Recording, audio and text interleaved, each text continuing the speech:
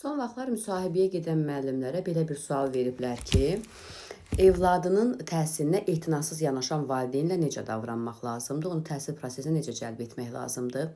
Əgər bizə belə bir sual verilərsə, deyirik ki, ilk öncə biz valideynin təhsildən uzaqlaşmasının, evladının təhsilinə laqeyd yanaşmasının səbəbini bilməliyik. Çünki bu bir neçə səbəbdən ola bilər.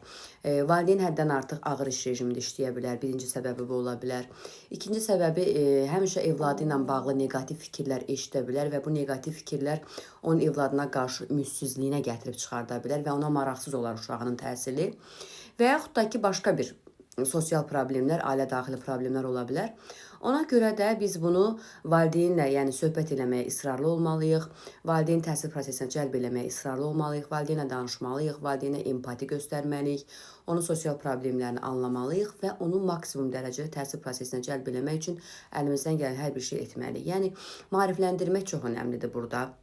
Təhsil üçbucağının, təhsildə hər üç tərəfin, şagirdin, valideyn və müəllimin, yəni aktiv iştirakının evladının gələcəyi üçün nə dərəcədə əhəmiyyətli olduğunu mütləq valideynə vurğulamaq, yəni tək demək yox, yəni bunu əyani nümunələrlə, təcrübələrimizlə misal gətirərək valideyni buna inandırmaq lazımdır. Və evladının kiçik uğurlarını valideynə bildirməklə, evladının kiçik uğurlarını ön plana çəkməklə onda evladının gələcəyinə olan inam yaratmaq, onun evladının hansısa bir potensialını üzə çıxartdığımızı və bu potensialın gələcəkdə onun üçün önəmli əhəmiyyət daşıdığını demək və bu cür, belə deyək, valideyni maarifləndirməklə valideyni mütləq təhsil prosesinə cəlb etmək lazımdır.